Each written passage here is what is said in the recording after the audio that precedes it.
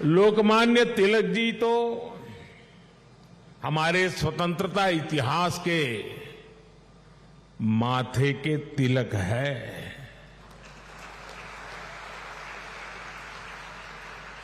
साथ ही अन्ना भाव ने भी समाज सुधार के लिए जो योगदान दिया वह अप्रतिम है और साधारण है। मैं इन दोनों ही महापुरुषों के चरणों में श्रद्धापूर्वक नमन करता हूं। आज या महत्वाच्या दिवशी मला पुण्याच्या या पावन भूमीवर महाराष्ट्राच्या धर्तीवर येण्याची संधी मिळाली हे माझे भाग्य आहे।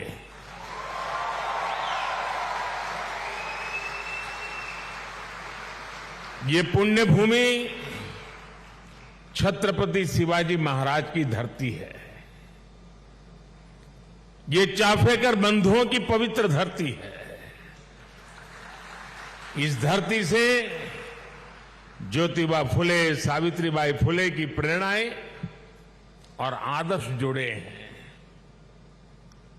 अभी कुछ ही देर पहले मैंने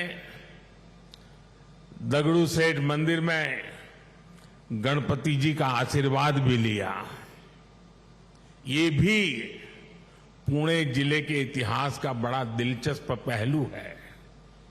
दगड़ू सेठ पहले व्यक्ति थे जो तिलक जी के आह्वान पर गणेश प्रतिमा की सार्वजनिक स्थापना में शामिल हुए थे। मैं इस धरती को प्रणाम करते हुए इन सभी महान विभूतियों को श्रद्धापूर्वक नमन करता हूं। साथियों, आज पुणे में आप सबके बीच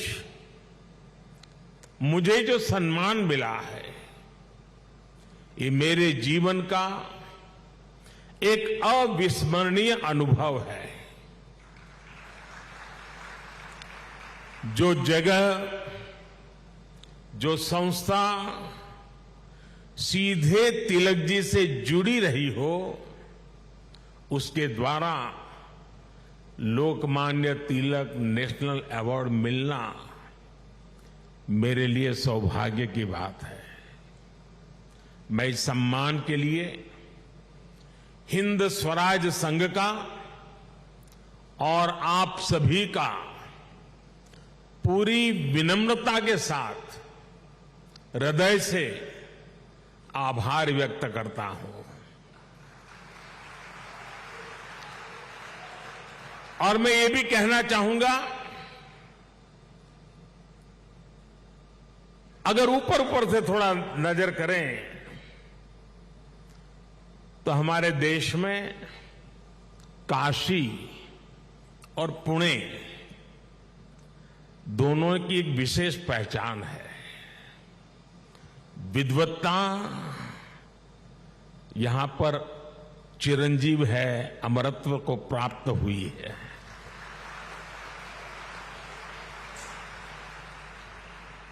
और जो पुणे नगरी विद्वत्ता की दूसरी पहचान हो, उस भूमि पे सम्मानित होना जीवन का इससे बड़ा कोई गर्व और संतोष की अनुभूति देने वाली घटना नहीं हो सकती है। लेकिन साथियों, जब कोई अवार्ड मिलता है तो उसके साथ ही हमारी जिम्मेदारी भी बढ़ जाती है। आज जब उस अवार्ड से तिलक जी का नाम जुड़ा हुआ हो तो दायित्व बोध और भी कई गुना बढ़ जाता है। मैं लोकमान्य तिलक नेशनल अवार्ड को 140 करोड़ देशवासियों के चरणों में समर्पित करता हूं।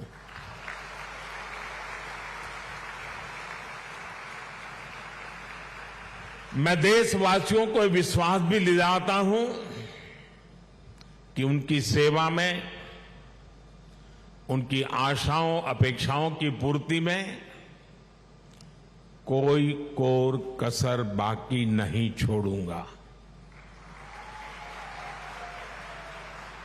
जिनके नाम में गंगाधर हो, उनके नाम पर मिले इस अवार्ड के साथ जो धनराशि मुझे दी गई है वो भी गंगा जी को समर्पित कर रहा हूं। मैंने पुरस्कार राशि नमामि गंगे परियोजना के लिए दान देने का निर्णय लिया है।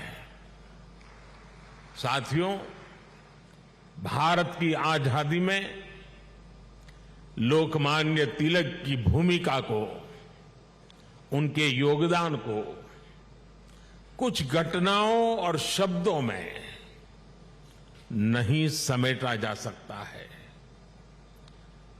तिलक जी के समय और उनके बाद की स्वतंत्रता संग्राम से जुड़ी जो भी घटनाएं और आंदोलन हुए, उस दौर में जो भी क्रांतिकारी और नेता हुए, तिलक जी की छाप सब पर थी, हर जगह थी। इसलिए खुद अंग्रेजों को भी तिलक जी को the father of the Indian unrest कहना पड़ा था। तिलक जी ने भारत के स्वतंत्रता आंदोलन की पूरी दिशा ही बदल दी थी। जब अंग्रेज कहते थे कि भारतवासी देश चलाने के लायक नहीं है, तब लोकमान्य तिलक ने कहा कि स्वराज्य हमारा जन्मसिद्ध अधिकार है। अंग्रेजों ने धारणा बनाई थी कि भारत की आस्था, संस्कृति, मान्यताएं, ये सब पिछड़ेपन का प्रतीक है। लेकिन तिलक जी ने इसे भी गलत साबित किया। इसलिए भारत के जनमानस ने न केवल खुद आगे आकर तिलक जी को लोकमान्यता दी, बल्कि लोकमान्य का खिताब भी दिया। और जैसा अभी दीपक जी ने बताया, स्वयं महात्मा गांधी ने उन्हें आधुनिक भारत का निर्माता भी कहा। हम कल्पना कर सकते हैं कि तिलक जी का चिंतन कितना व्यापक रहा होगा, उनका विजन कितना दूरदर्शी रहा होगा।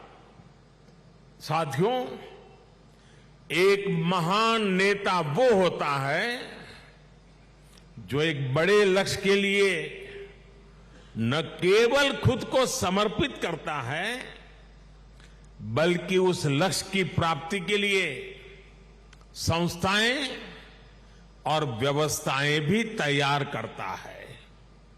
इसके लिए हमें सबको साथ लेकर आगे बढ़ना होता है, सबके विश्वास को आगे बढ़ाना होता है। लोकमान्य तिलक के जीवन में हमें ये सारी खूबियां दिखती हैं। उन्होंने अंग्रेजों ने जब उन्हें जेल में डाला, उन पर अत्याचार हुए, उन्होंने आजादी के लिए त्याग और बलिदान की पराकाष्ठा की।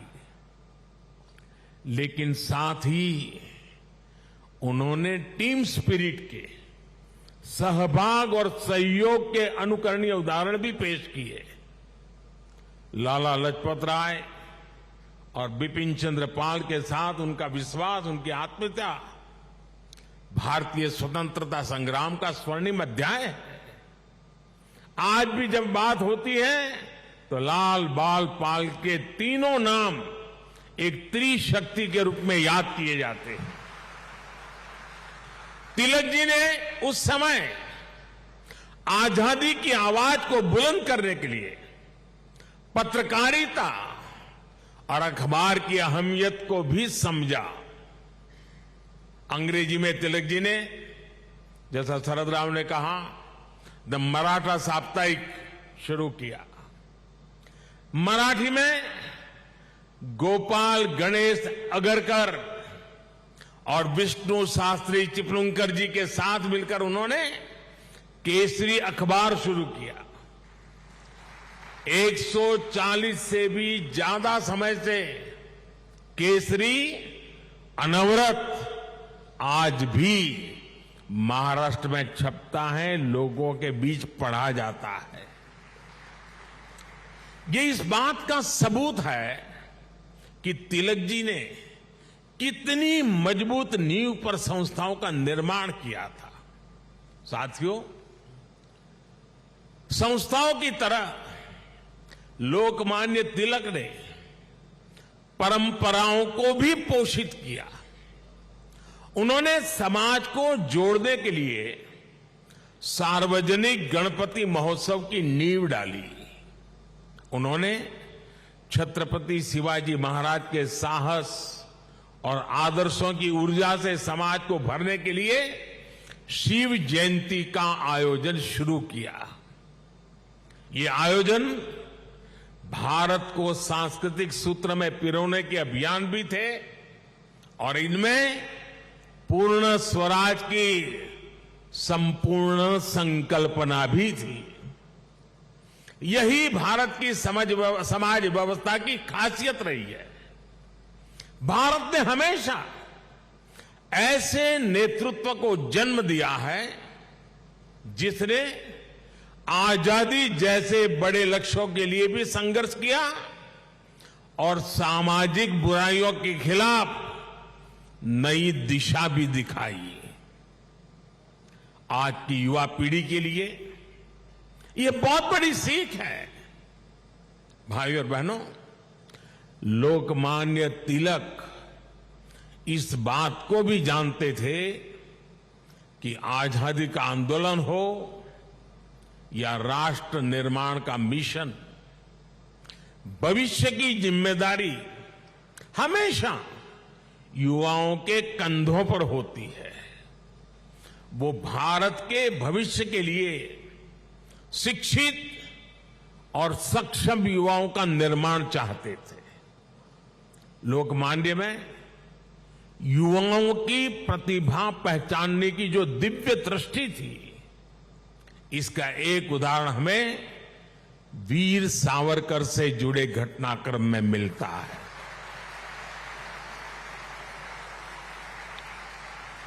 उस समय सावरकर जी युवा थे। तिलक जी ने उनकी क्षमता को पहचाना। वो चाहते थे कि सावरकर बाहर जाकर अच्छी पढ़ाई करें और वापस आकर आजादी के लिए काम करें। ब्रिटेन में श्यामजी कृष्ण वर्मा ऐसे ही युवाओं को अवसर देने के लिए 2 स्कॉलरशिप चलाते थे। एक स्कॉलरशिप का नाम था छत्रपति शिवाजी स्कॉलरशिप और दूसरी स्कॉलरशिप का नाम था महाराणा प्रताप स्कॉलरशिप। वीर सावरकर के लिए तिलक जी ने श्यामजी कृष्ण वर्मा से सिफारिश की थी। इसका लाभ लेकर वो लंदन में बैरिस्टर बन सके। ऐसे कितने ही युवाओं को तिलक जी ने तैयार किया। पुणे में new English school, Deccan education society और फर्ग्यूसन कॉलेज जैसे संस्थानों, उसकी स्थापना उनके इसी विजन का हिस्सा है। इन संस्थाओं से ऐसे कितने ही युवा निकले जिन्होंने तिलक जी के मिशन को आगे बढ़ाया, राष्ट्र निर्माण में अपनी भूमिका निभाई।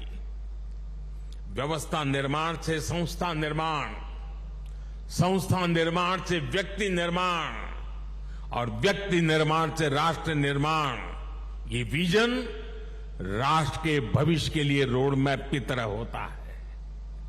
इसी रोड मैप को आज देश प्रभावी ढंग से फॉलो कर रहा है।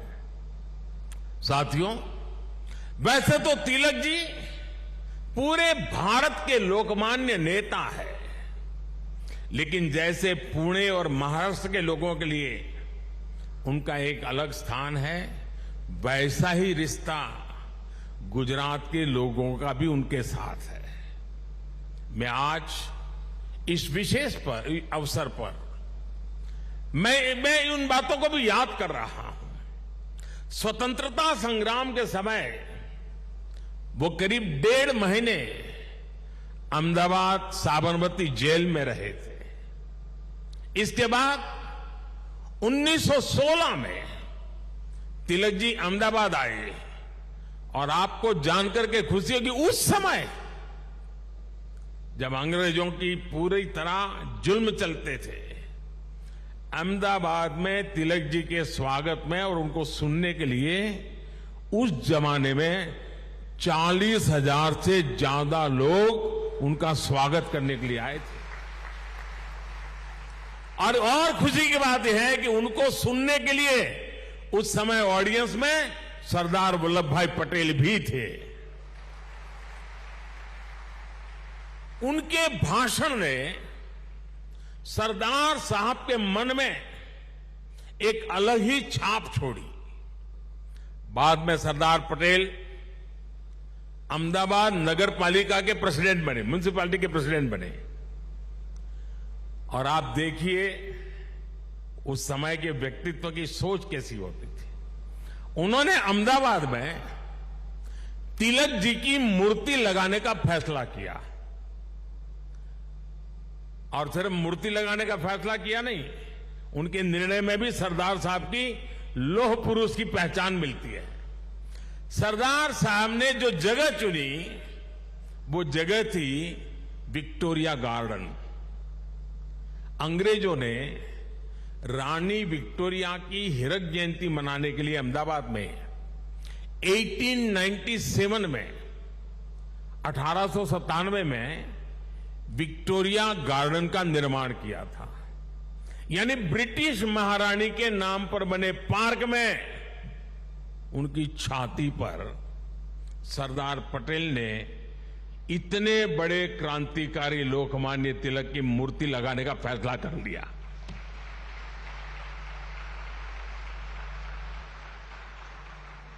और उस समय सरदार साहब पर इसके खिलाफ कितना ही दबाव पड़ा, उन्हें रोकने की कोशिश हुई, लेकिन सरदार तो सरदार थे।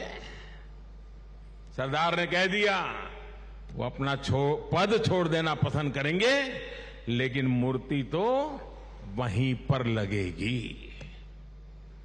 और वो मूर्ति बनी और 1929 में उसका लोकार्पण महात्मा गांधी ने किया। अहमदाबाद में रहते हुए मुझे कितनी ही बार उस पवित्र स्थान पर जाने का मौका मिला है और तिलक जी की प्रतिमा के सामने सर झुकाने का अवसर मिला है। वो एक अद्भुत मूर्ति है जिसमें तिलक जी विश्राम मुद्रा में बैठे हुए हैं। ऐसा लगता है जैसे वो स्वतंत्र भारत के उज्जवल भविष्य की ओर देख रहे हैं। आप कल्पना करिए, गुलामी के दौर में भी सरदार साहब ने अपने देश के सपूत के सम्मान में पूरी अंग्रेजी हुकूमत को चुनौती दे दी थी। और आज की स्थिति देखिए, अगर आज हम किसी एक सड़क का नाम भी किसी विदेशी आक्रांता की जगह कर बदलकर भारतीय विभूति पर रखते हैं तो कुछ लोग उस पर हल्ला मचाने लग जाते हैं।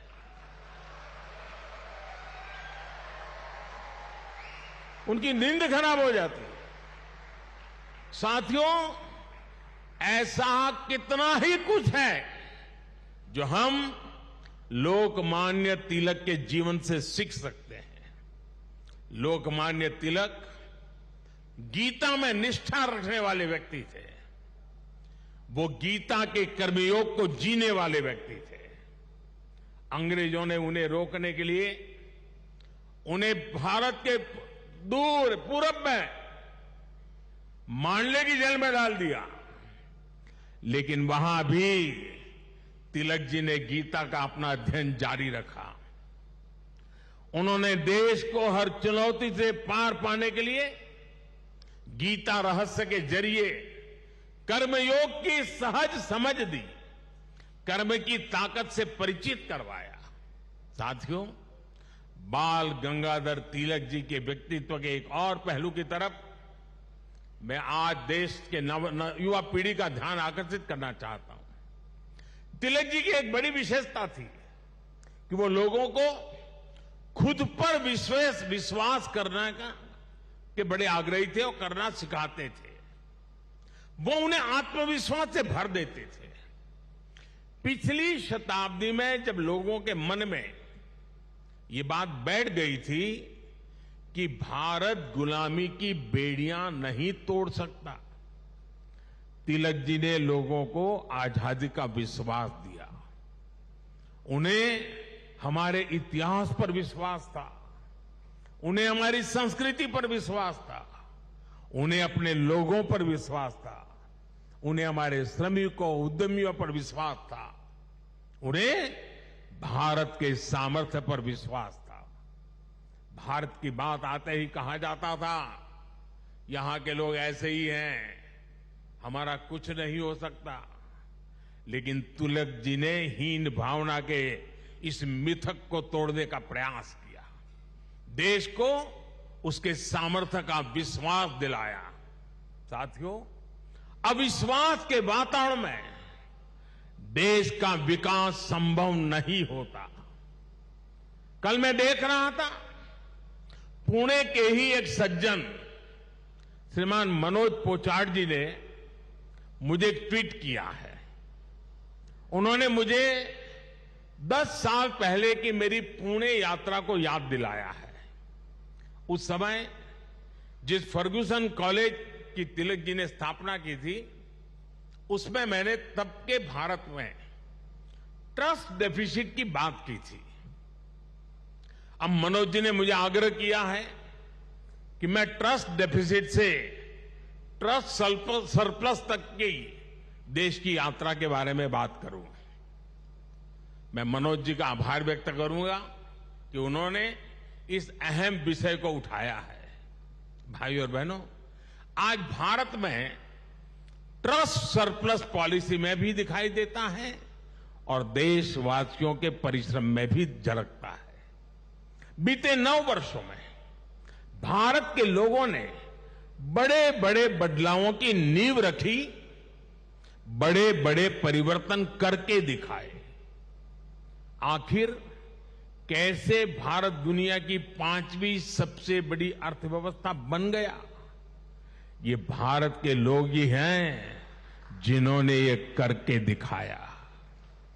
आज देश हर क्षेत्र में अपने आप पर भरोसा कर रहा है और अपने नागरिकों पर भी भरोसा कर रहा है।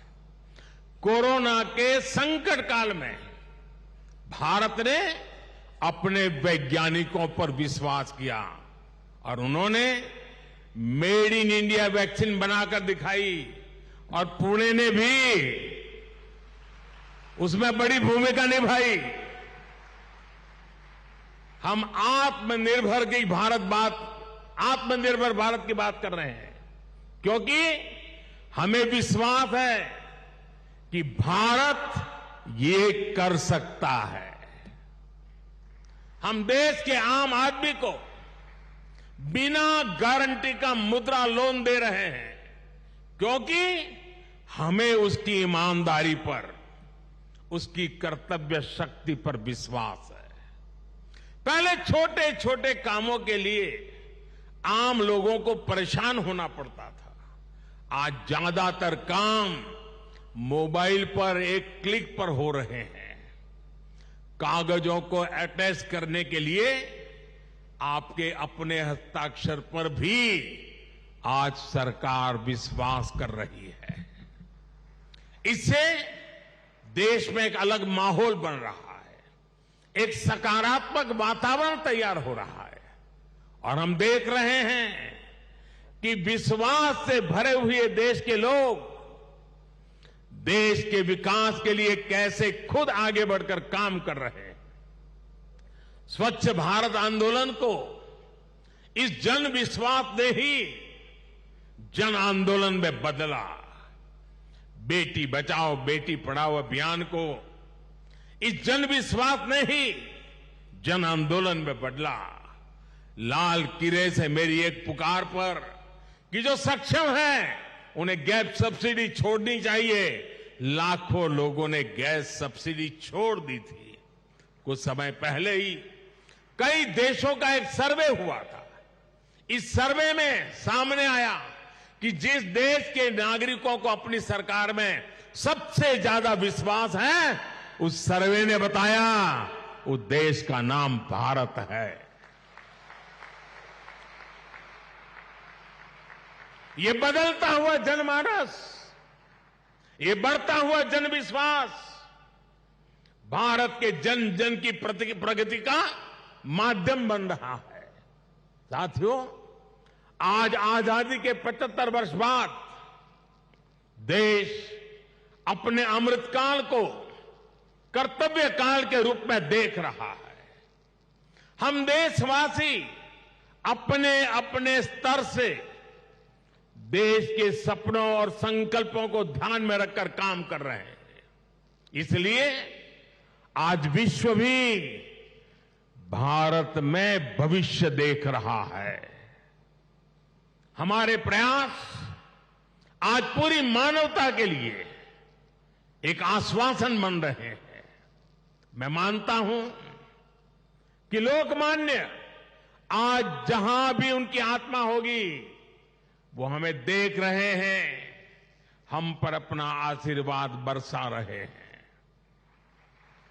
उनके आशीर्वाद से, उनके विचारों की ताकत से हम एक सशक्त और समृद्ध भारत के अपने सपने को जरूर साकार करेंगे। मुझे विश्वास है हिंद स्वराज संघ तिलक के आदर्शों से जन जन को जोड़ने में इसी प्रकार आगे आकर के अहम भूमिका निभाता रहेगा।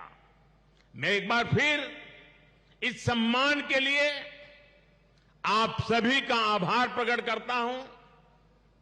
इस धरती को प्रणाम करते हुए,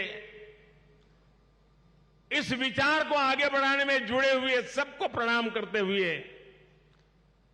मैं मेरी वाणी को विराम देता हूं। आप सबका बहुत बहुत धन्यवाद। तो पुणे से ये तस्वीर आप देख रहे थे जहां पर प्रधानमंत्री नरेंद्र मोदी बोल रहे थे और लोकमान्य तिलक नेशनल अवार्ड से प्रधानमंत्री नरेंद्र मोदी को सम्मानित किया गया है। और इसके लिए उन्होंने ट्वीट भी किया, लिखा कि मैं लोकमान्य तिलक नेशनल अवार्ड को 140 करोड़